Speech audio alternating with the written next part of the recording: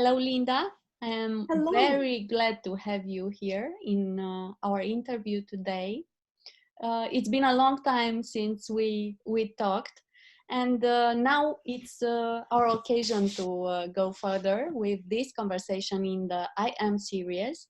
And I invite our listener, if you find something useful, something insightful in our conversation today, please click the link and donate a small amount of money for the hospitals in Romania which are in need. And to go directly into our conversation, I challenge you, Linda, to tell us in 30 seconds what you do, who you are. I am the author of an upcoming book, and it is titled Dusting Off Your Dreams. It's a result of many years of me doing exactly that and teaching other people how to do it as a success coach. My husband and I have raised 2 boys, and during all those years, I was working and I was pursuing other interests, and all along the way, I was feeding my dream until it was my time to launch that dream, and that's what I'm living in right now. How do you take a dream or a vision and make it reality? I like dream boards, visualizations, creating something tangible that I can look at and remind me, oh, that's right. That's what I'm going after. Because I can get caught up, just like all of us, I can get caught up in the day-to-day and forget. And a great example is if you think back to the beginning of the year and what those goals were that people set, sometimes a few months later, you forget. And I'm guilty of that too. But by creating a vision board, or I have some 3-dimensional things that I do for creating my vision, it's something that I'm looking at regularly. And that helps me to feed it. Mm-hmm. So it's like a constant reminder of what you want to accomplish. And I also know that you are a high performance coach. Yes. Do you have a system, a planning system, in order to have this dream achieved in a certain period of time? I do. And that has changed a lot over the years. And the reason for that is I'll find a tool, I'll find something that helps me, and that will work for a while. And then I'll think of something else, or I'll find a better tool and I'll trade that one in for a new one. When I get a tool, for instance, a planner, I have one right now, I use it, and as with my name, Linda, I use the term of I Lindify it. I customize it for me. And I always encourage my clients, if you learn something or you have something, it might work for you most of the time, 80% of the time, but what adjustments can you make to it so it's a perfect fit for you? So I have this particular planner that I love and I encourage my clients to get. And I have about 5 different things that I do to it to make it really mine and work for me. Mm-hmm. And when you were younger, did you had this book in mind, or how did your life evolve in order to reach this point to write this book?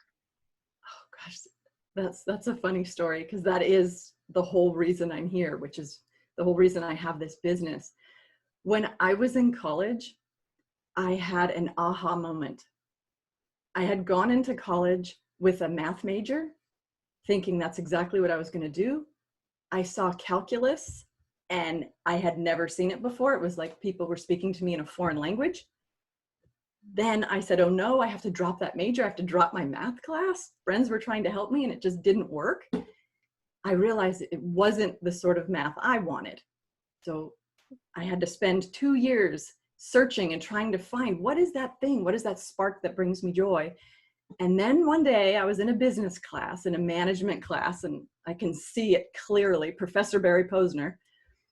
And I was in a class with him and he broke us up into groups, just like some of the events you and I have attended together. And we started doing these activities together. And I thought, oh my goodness, people development, management, this is my calling. This is what I want to do. Then and there, I knew management or people development was what I was into. I graduated with my degree in commerce, was the term they used back then. It was management.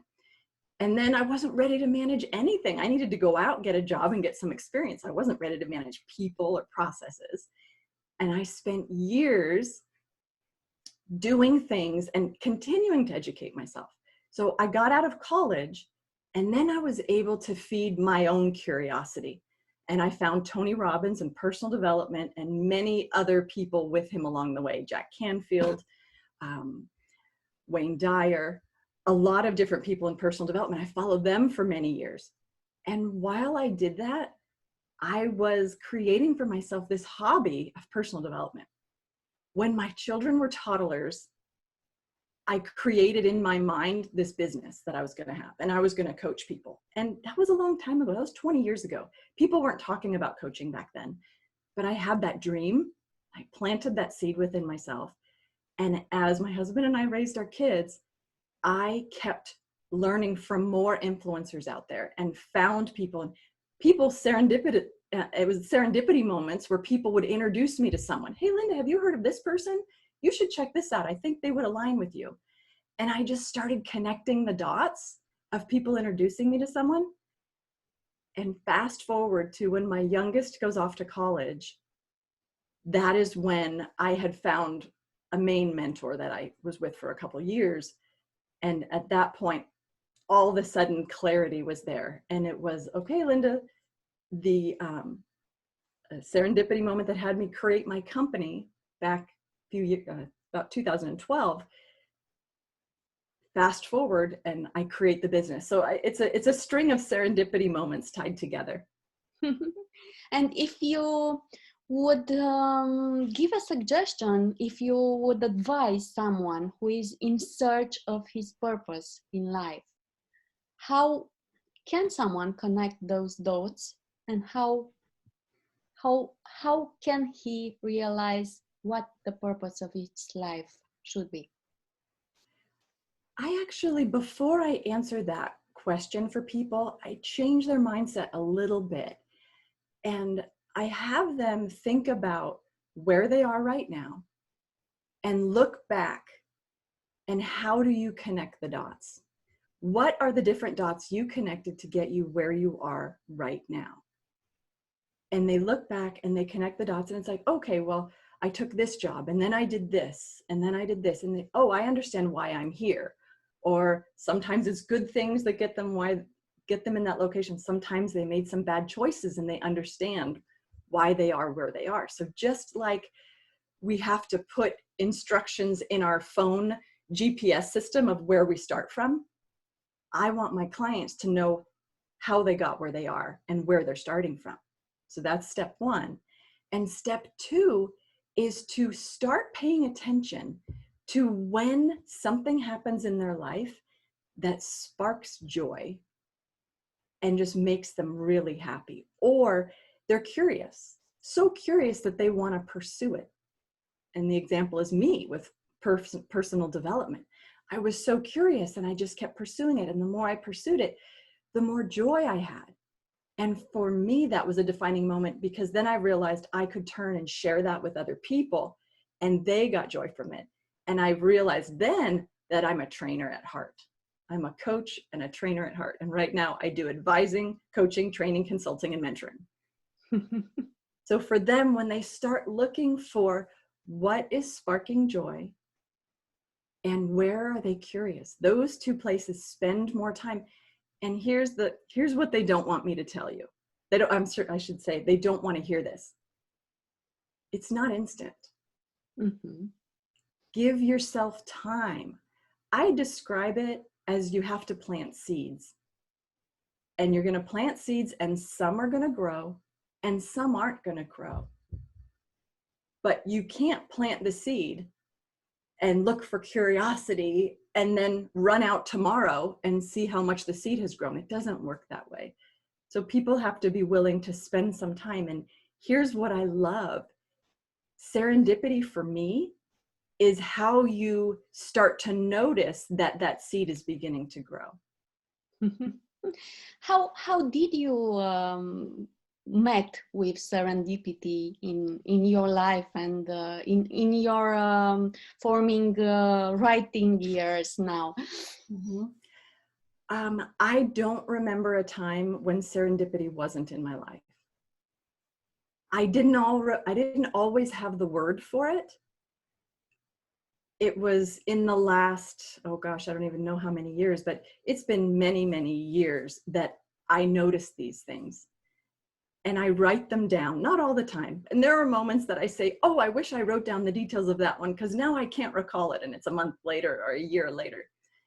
But I don't remember it not being a part of my life. What was an aha moment for me was when it dawned on me that serendipity is the breadcrumbs that lead to my dream. Following those breadcrumbs from one serendipity moment to the other. And I couple that with positivity and the importance of positivity.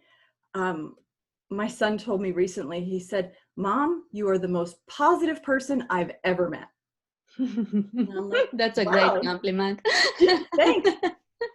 But I want to clarify to people, I'm positive, but I'm not the person who has my head in the clouds and doesn't ever see reality.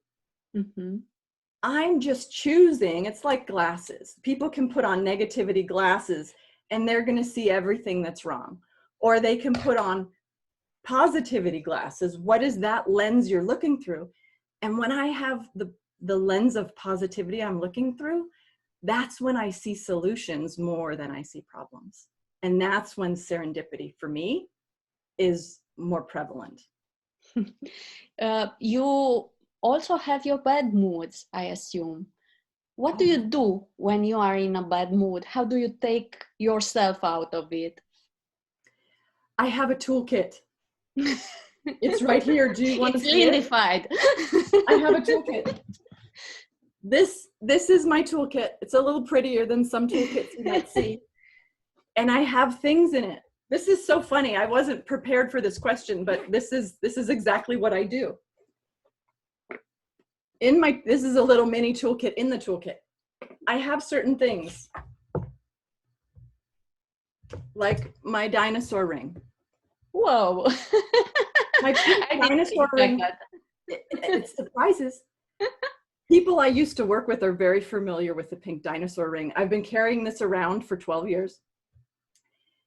When things are really frustrating me, I needed this in my prior job in the corporate world. It was a high-tech startup. It was very stressful. I didn't have anyone to delegate anything to. It all fell on me.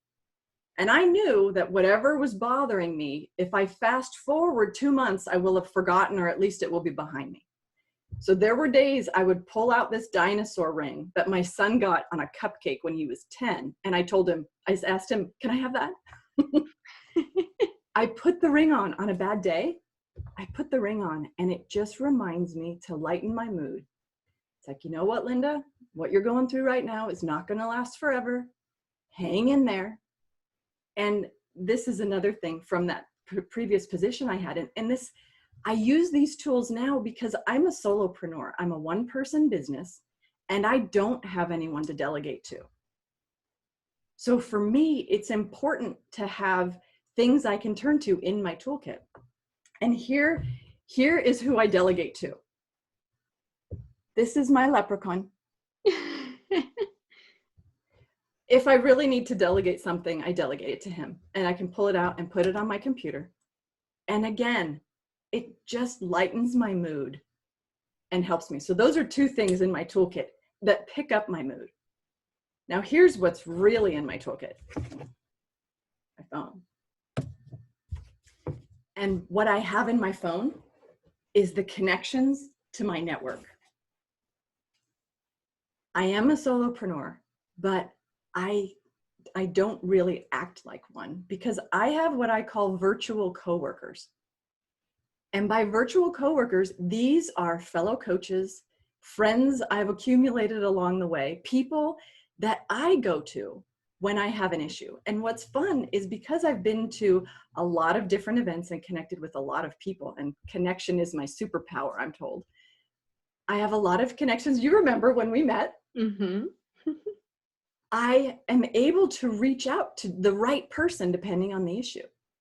I don't have 2 or 3 people I contact. Instead, I think to myself, who can help me the most in this situation? And I reach out to them. So there's more in the toolkit, but those are some key things that will really help people. So have a sense of humor, lighten up, and use your connections. Really helpful. And now that you are in the process of writing the book, how would you describe it? How is it for you to have almost accomplished the book that is called The book is called Dusting Off Your Dreams. Of Your Dreams. Right. It's a very interesting process. I have not written a book before, so I don't know how this compares with other book writing, but I know for me, this book I've had in my mind for, there's actually my second book idea I've had in my mind for 20 years, 25 years. But this book idea, this one that I'm publishing first, is one that I got a lot of clarity on 4 years ago. And I spoke with a publisher, and he gave me some amazing advice on why I should wait to write my book. And boy, was that advice wonderful. I had to pay for that advice because I actually purchased a program for someone to help me publish my book. And when I met with him, he suggested that I delay. And at first I was kind of heartbroken, like, oh my goodness, I just spent all this money to work with this person, and he's telling me I'm not ready. At the moment, it felt painful. Fast forward to now, 3.5, 4 years later, that was a gift. I would spend that same amount of money again to learn that 2-minute conversation, the results of that conversation. Because if I had written this same book 4 years ago, it wouldn't have been what it is now. I wouldn't have the life experience that I'm putting in it now. I wouldn't have all the business knowledge, because back then I just started my business and I didn't know what I didn't know.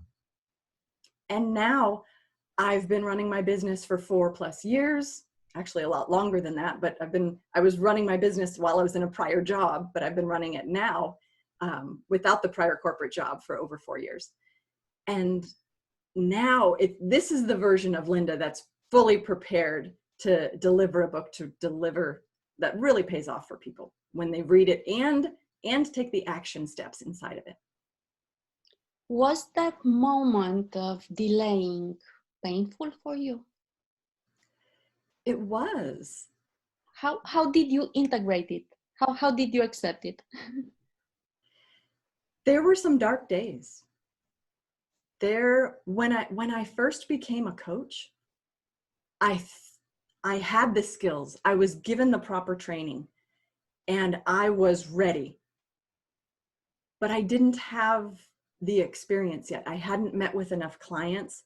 And the more I met with clients and the more I started counting how many hours I was working with people, and my hours weren't, in the, oh, I've done 40 hours of coaching, I feel like a great coach. It's like, no, now my hours are logged in the hundreds, and I'm looking forward to that getting much larger. That's when I became very comfortable in the position that I'm in. And it's just like anything else. Think about it like riding a bicycle. We have to practice to master it, like walking. For me, I wanted to be able to turn into this wonderful coach immediately. Just like planting that seed, I wanted it to go outside and have it growing tomorrow. I've spent a few years now and I'm learning what it is about my business that makes it different than other coaches that I know, even though we were trained the same way. I have put my style into it and how I work. And I coach people with the 5 eyes. And other people have different techniques. So if people don't align with me on those 5 topics, then I know that they're not a fit for me, and I can point them to another coach that might be a better fit for them. Mm-hmm. And when you are in this writing process, how do you plan your day of writing, or how do you write? Do you write daily? Do you have a certain amount of pages per week? How do you go into the creative process? For me, I have different chunks that I've written the book over the years. And now what I'm doing is crafting better parts of it. In 2018, I pulled together a really strong skeleton of the book. And that was great foundation. And then recently, I met with someone who showed me how to take that skeleton. And I thought I was going to have to I was going to have to find the publisher, and I'd have to find someone to format, and I'd have to find someone to do my copy editing, and I'd have to find someone to do the art. And then I found a publisher who made it possible for me to do it so much easier. And now I have an arrangement with the publisher that I'm talking to people and I'm determining with them if they're a good fit to work with this publisher. Because not everyone is, and I can tell very quickly in a conversation with someone if the approach I'm taking is the right fit for them or not. So I don't share too many details of my process. The reason for that is there are a couple different types of books, and my process is for a certain type of book. And if your process is, for instance, a very technical researched manual where you are crafting sentences for hours for that real accurate, that's not my type of book. My type of book is more the conversation that I would have with someone if they could sit with me and we could meet on Zoom 1 hour a day for a month, and they'd have things to take away from it. That would be how my book would come. So it's different in the style. Mm-hmm. So it's very relaxed and very warm and very close to people.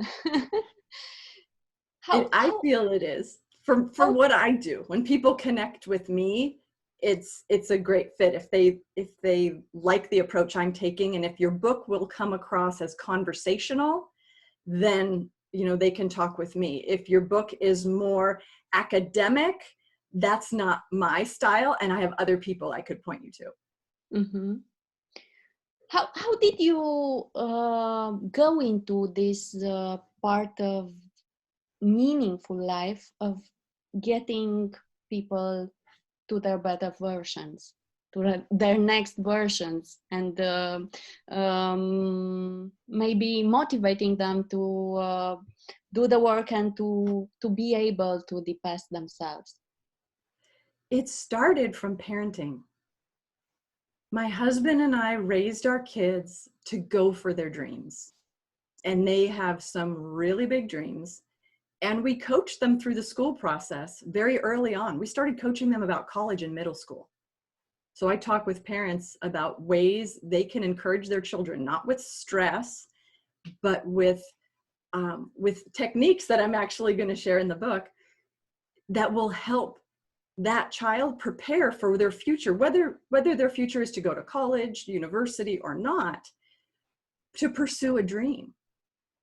For all those years of raising my children, I was their coach, and my husband was as well. And I coached them, and I encouraged them, and I inspired them.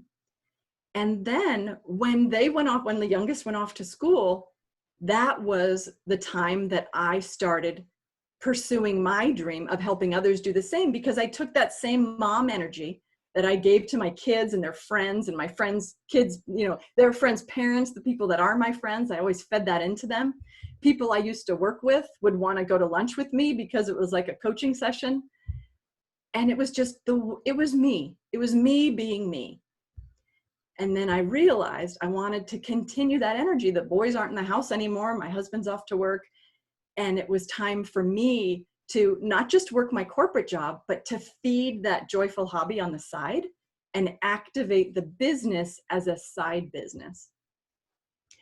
And what was wonderful, as I fed that, one of my bosses in a previous job, I laugh, I say one of my bosses, because I had all these dotted line relationships. I had a boss that lived in LA, but I had 7 other bosses that were like dotted line bosses.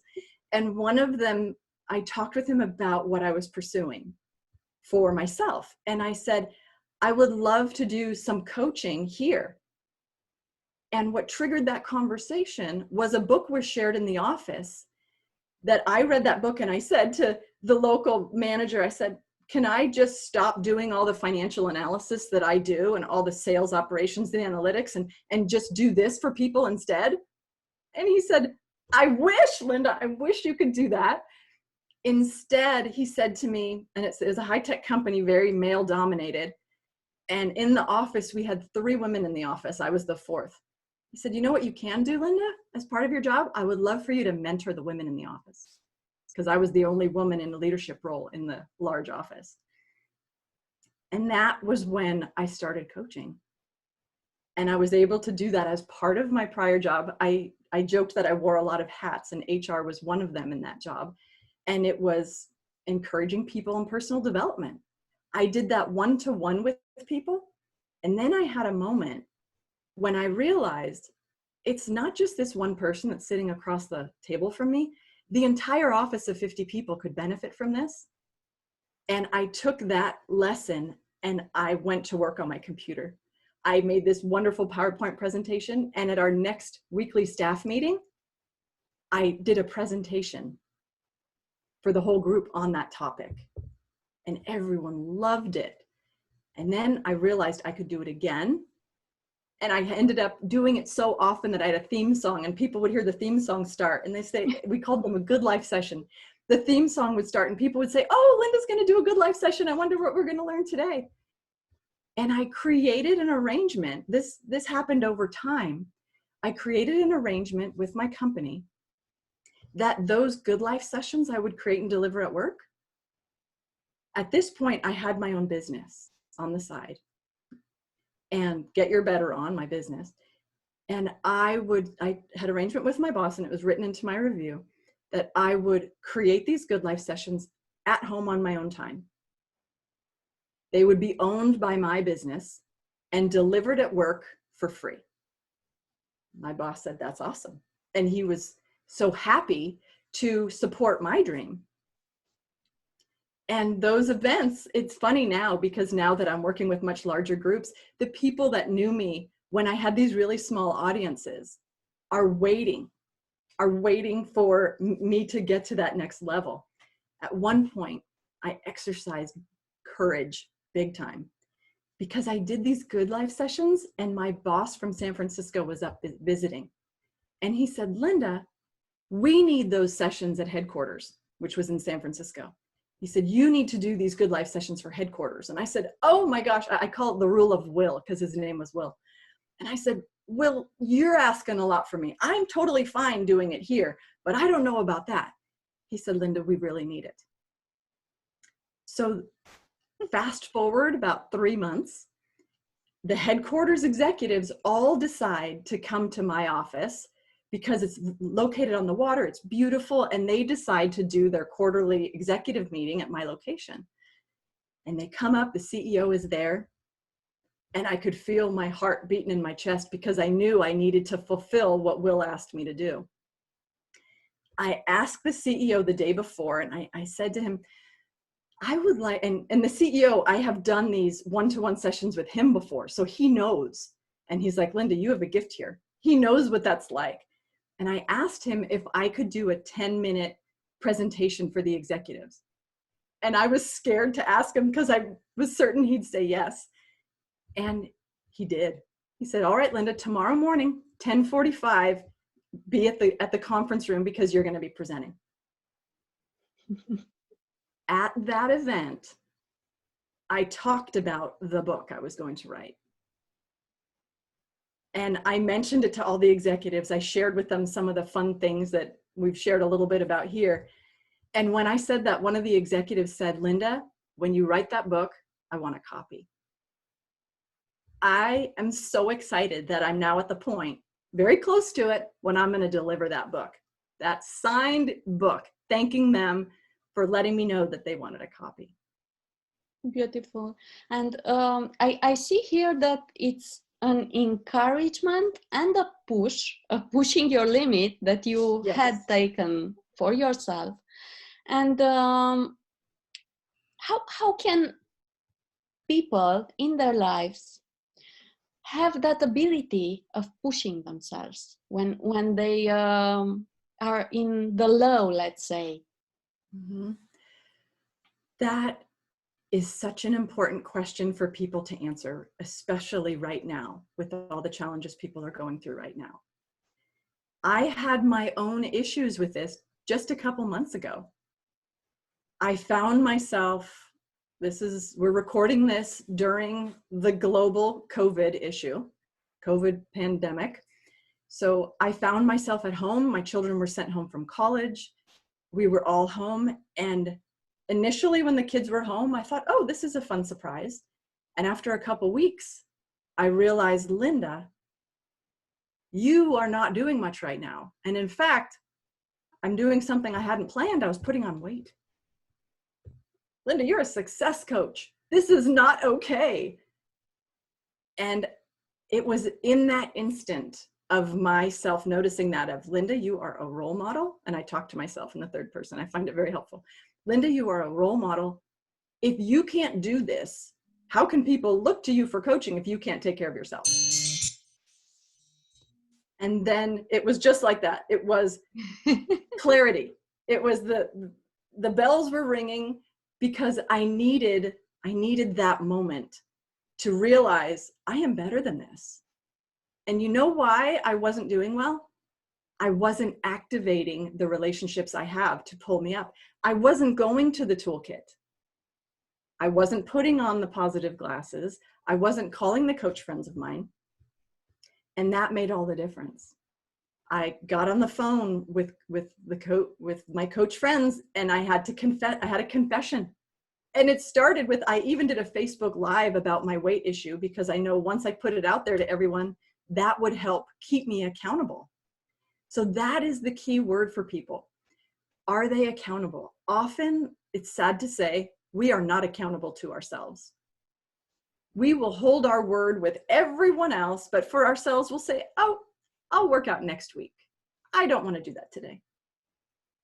For me, it was a game-changing moment when I got a coach, and I will always have a coach going forward. I have multiple coaches right now. They help me in different areas. I need accountability. I need someone to say, Linda, you said you were going to do that last week. Did you do it? And not everyone, some people look at me and say, I can't afford to pay a coach. And there's that phrase of you can't afford not to, but I have gotten back so much more than I've ever paid in coaching. Granted, it takes some time and effort, but just as I do for others, my coaches for me, they know when to push me more and when to lighten up. It's not fun to have a coach that's constantly pushing and pushing. And on my website testimonials, you'll see some of my clients talk about how Linda knows exactly when I need to be pushed and when I need to be encouraged. And those are very different moments. What do you think is the greatest quality of a question used by a coach to unblock someone? What the questioning process does when coaching is it changes the perspective of the client. A client, me when I am one, or one of my clients, we can feel stuck because we can't get out of our own thoughts. When you're working with a coach and they're asking you, I describe them as powerful questions. Sometimes people ask you horrible questions, but when a coach is properly trained and they ask you powerful questions, it changes the way you think. And instead of having you see that barricade in front of you, all of a sudden you see the door and you just open it. You didn't see the door before, but a coach helps you see that you have other options other than the barricade in front of you. Mm-hmm. What in your personal life gives you joy and accomplishment? What do you prefer to do for yourself in your own time? For me, my favorite thing is connecting with people. As I said earlier, I've been told That is my superpower. I am an extrovert, so I recharge when I'm with people. This stay-at-home time has been hard for me because I miss seeing people in person. Yes, I'm using Zoom a lot. And I'm even teaching people how to use Zoom because I train on that as well. But I need to connect with people. I have friends that I've been friends with for many years. Every once in a while, the thought comes to mind of, I haven't seen Sandy for a long time. It's time to have lunch. Oh my goodness, I need to send a note to Stacy. Oh, Kelly and I, we should go for a walk. Lauren, I mean, all these names come to mind of my local friends I want to get together with. And that recharges me.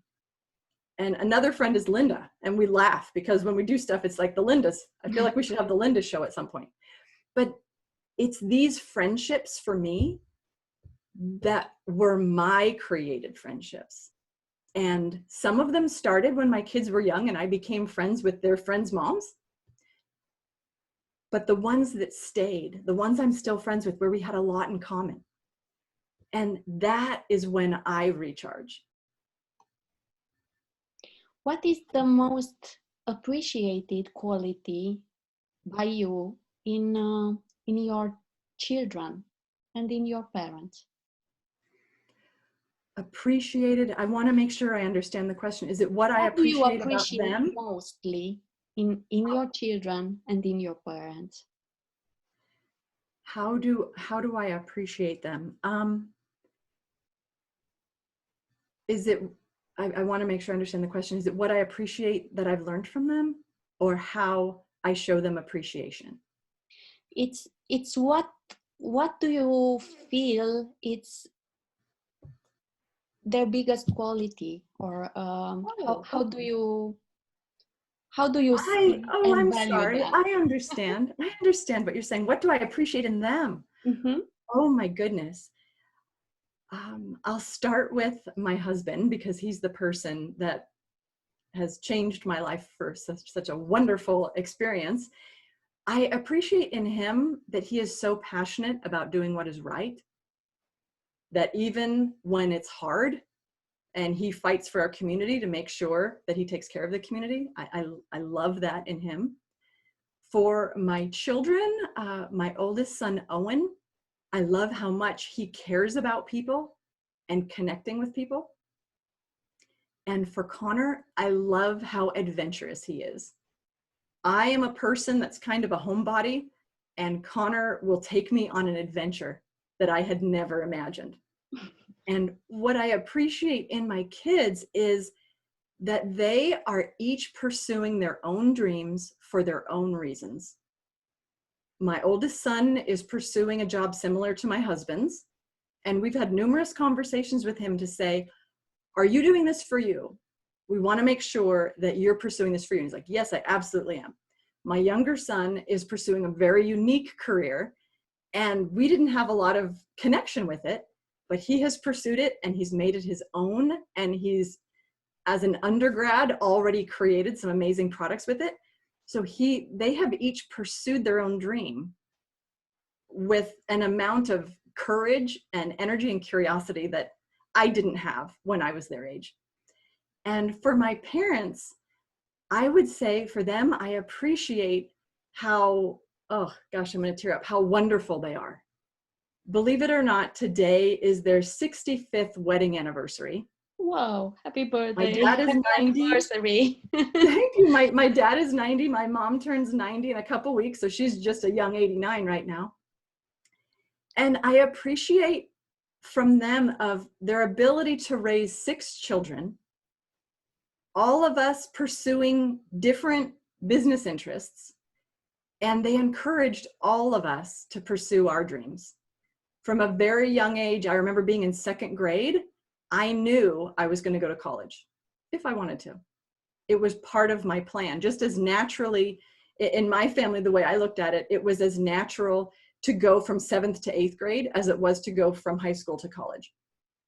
So I always saw college as in my plan. Granted, it's not for everyone, but I knew that that was for me. And my parents allowed all of us to pursue our dreams and be our own version of ourselves and share it with the world. Beautiful. What was the most adventurous point of your life that you mentioned? You mentioned your your coaching by your son in adventure. Yes, most adventurous. Well, adventurous can be exciting in a good way and exciting in a bad way. Let me share the bad way first, because so many people, so many business owners and coaches don't share when it's hard. When I first started coaching, I was having a really hard time because I had a lot of financial strain. I had done a lot of investing in myself, and I then realized it was going to take me longer to earn the money to pay these things off than I expected. And that was scary. And I would meet with clients, and I think of it as showing up as very needy and almost have dollar signs in my eyes. Like I would talk to people and think, well, maybe they'll become my client. And that energy they could feel. Now, knowing what I know now when I meet with people, I am all about serving them and finding out, it's like two puzzle pieces. Am I a fit in the puzzle for what they need or not? I had a client come to me, do a strategy session, determine they wanted to coach with me. They're ready to write the check. Linda, how much is it? And I said, I want you to stop because I'm not the right coach for you. And they said, what? And I introduced them to a friend of mine who's a coach, because this particular person was in the military, and the coach friend of mine was in the same branch of the military. I didn't know that at the time. And when I told him who this person was and what branch they were in, he looked at me and said, oh, that's what I was in. And I said, now do you understand why I'm not the right coach for you? So for me, it's about finding the right fit. Now, if we went back to early Linda coaching, I would not have felt good doing that. I would have thought, Linda, this is your client. Don't give it away. Look at the money you're giving away. But instead, the lens I look through is for the generosity and fit of the client. If that client could get in my head and know what I'm thinking, would they be proud of me? Or would they think that I'm trying to trick them in some way? So that would be the uglier part, was having to get through, and it took me a couple of years of getting to where I really knew what I had to offer. And I had to differentiate what I had to offer from what everyone else was offering, because there are a lot of coaches out there. So those are some of the, we'll call them adventures, that were not so fun. Now, the adventures that are fun is when I meet with someone and they want to work with me, and then through serendipity, something funny happens. And this happened to me recently. There's a company that I was working with them to determine if we would work together for a long-term project. And I was going about my day, not really paying much attention, went and checked my email, and they said, oh yes, we'd like to work with you. And then I looked down and I was wearing the t-shirt for their company, which I wear, every couple months. And I hadn't heard from this company for over 2 months. I wasn't expecting to hear from them. So it's those little moments of serendipity that they said, yes, we'd like to work with you. And I didn't even notice I had the shirt on. That was what was funny. I replied back, oh, great, let's work. Let's figure out when we need to talk to figure things out. Later in the day, I go upstairs and I look in the mirror and I see the shirt and I'm thinking, oh, wow, serendipity, write that story down. It was meant to be. It was. I know, Linda, that you have been in Dance with the Stars. Yes. Dancing with the Stars. How was it for you? Was that an adventure? It was an adventure. Oh my goodness. I was in what's called Dancing with the Stars serendipity style. And serendipity style. Oh my goodness, I have serendipity on my mind. Dancing with the Stars Shasta County style. That's the county that I live in. And what that is a little different than the TV show. That is a local community event that's a fundraiser. And in my case, it was a fundraiser for a local business called One Safe Place that takes care of victims of sexual assault and domestic violence. And what we do is different people in the community apply and are interviewed by One Safe Place to determine if they're candidates to learn to dance. Now, some people might have some dancing or gymnastic or some sort of background. I had none of that. I hadn't had a dance class since I went through ballet when I was 5. And now I was asking to sign up for Dancing with the Stars, Shasta County style, where I would learn to dance and go on stage with 2 songs, not one, but 2 songs. I would go through an intensive 2.5-month training with my dance partner, who would be my instructor, and work with a choreographer also. It was the rule of will that I mentioned earlier, is stretch yourself. And this was me stretching myself. And it kind of goes along with what we said a little bit earlier. I stretched myself for 2 reasons.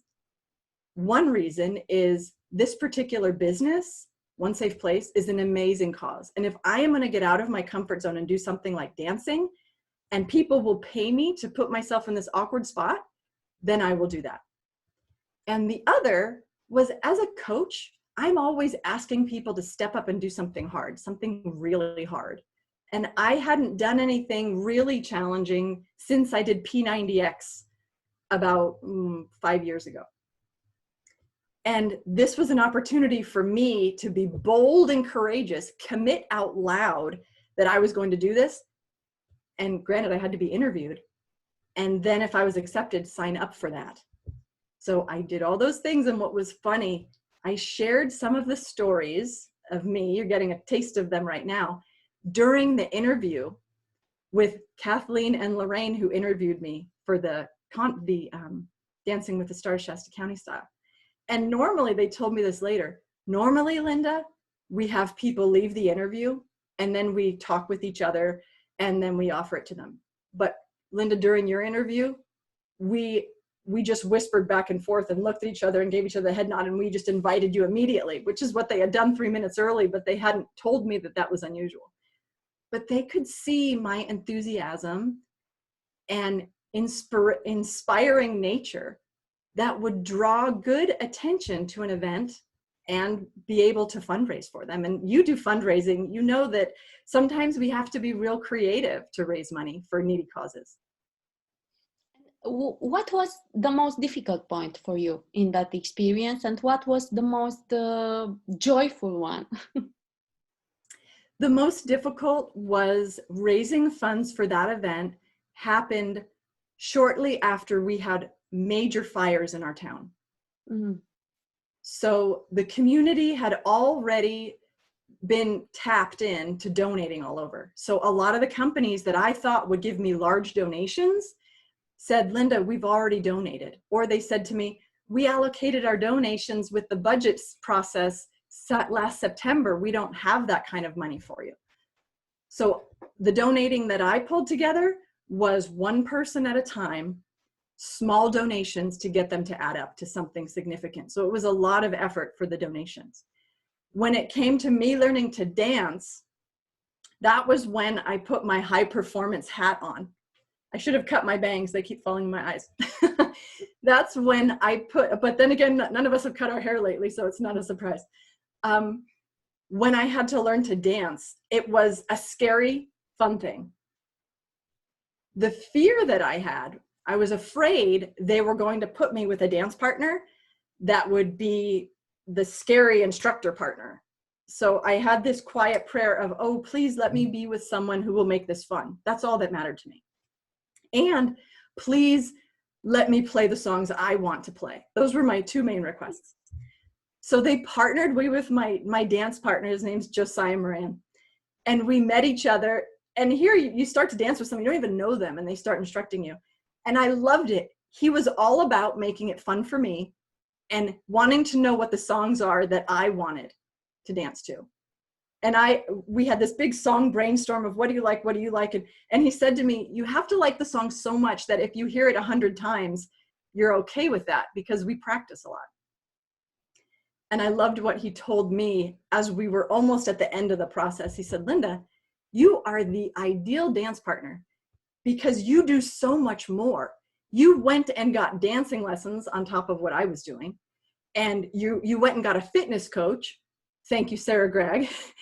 A fitness coach to be fit, because it was really important for me to have a strong core, because there are lifts in the dancing that if I don't have a strong core, the lift doesn't work correctly. And the high point of the past few years was June 1st, 2019, when Josiah and I danced at the Cascade Theater for Dancing with the Stars, Shasta County Style. And I have videos. My son, the film major, filmed both of them from the audience. And I have both of those on my YouTube channel for people to search and look at, because I captured those and I was so elated that night. And here's a little secret that a lot of people don't tell you, and I was not prepared for. The next day, I crashed. I went from June 1st, having the most fun. We were on stage, we did 2 dances, 2 different ones. They were the best version I had ever done for either dance from all the practices. I could not have been happier. It was so much fun. The audience, the bright lights, the makeup, the fancy dress, the music, it was so joyful. And the next day, I was depressed. And this is the side of life a lot of people don't talk about. I was depressed for a month. And Sarah, my fitness coach, saw me, because I was still going to her afterward. And she said, Linda, I saw it coming. Really? I wish you had told me. We were laughing about it. It was high intensity training and yes, a lot of effort. Because she saw I was pushing myself so hard. And she let me know that she's been to sporting events that she's participated in. And she said the same thing happens. And she taught me a really valuable lesson. She said what she does is she'll do these big events. And then the next week after that, she schedules a vacation, complete downtime. Now I know to do that. But I came off of it and I didn't have something fun to look forward to. When I coach my clients, I teach them to have dream layers. So when you peel back this dream, which one's under that? And when you peel back this dream, which one's under that? And I didn't follow my own rules of, after I peeled back that Dancing with the Stars dream, I wasn't excited and looking forward to anything. Mm-hmm. And I learned that lesson. It took me some time to figure out it. To me, it was a major pivot point for me. And it took me a couple months to get through it. The mistake I made was for about 2 weeks, it was all in my head and I didn't ask for help. And once I asked for help and activated my other my coaches, they helped me learn what I needed to learn and pivot to my next thing. So I wouldn't undo that experience, because the learning I got from it was so valuable. And let's face it, we all have our ups and downs. And when we're in the downs, we need to learn from them. That's why I see them in my life, is there's a learning opportunity. A boss I used to work with named Steve, when things would go bad in our high-tech startup, something wasn't working. He's like, okay, Linda, hurry. And I'd say, what's going on? And I'd say, Steve, let's figure out what's going on. What's the lesson we need to learn here so the problem will go away? From everything that happens badly, you can take the lesson and go further. Exactly. And speaking of the future, what do you have in mind after this book that you are almost finished with? Yes. Oh my goodness. After this book is the next book. Whoa. I actually now know my second book and my third book. And they have been percolating inside me. Can you tell us a little thing about it? How it will be called, the second book? I have ideas on the title, and I'm going to keep those to myself as a surprise, but for when I want to announce them. But the ideas like that are kind of like a friend of mine described it as a little baby, a brand new baby you just brought home from the hospital. You don't necessarily want everyone to come over and visit yet. So it's your private joy. Exactly. We want a kind of couple days where mom and dad can enjoy the time with the baby. And so those dreams are too early for me to speak of in such a large audience. My Okay. inner circle knows what they are. It's the intimate moment of I you can and tell your you, because you're part of my germinating. circle. I can tell you when we don't have all these people listening. I'll bring you in the inner circle. Our little secret. Okay, Linda, then we will get to the finish line of this interview today. I am so thankful that you accepted it and that you were here and sharing all these uh, things about yourself and all these insights and all these helpful ways of conducting your life toward the better version of yourself. And for the finish line, I am asking you to complete the sentence, I am, for you, Linda, with one word. I am inspiring. Thank you for being here and for being inspiring in our interview. I hope that you, our listeners, have taken a lot of this conversation from this conversation, and you will apply in your life techniques of making yourself look through those good side glasses and to see solutions instead of problems and to keep evolving. And I'm so glad that you were here. Thank you very much, Linda. We will keep in touch and we will follow those second and third book. We will be right next and see when they come out, because you really sparked a curiosity a curiosity flame inside our minds today, and we will be there to see what comes out of these dreams when you put them into action. Thank you so much for having me. Thank It's good you. to see you again.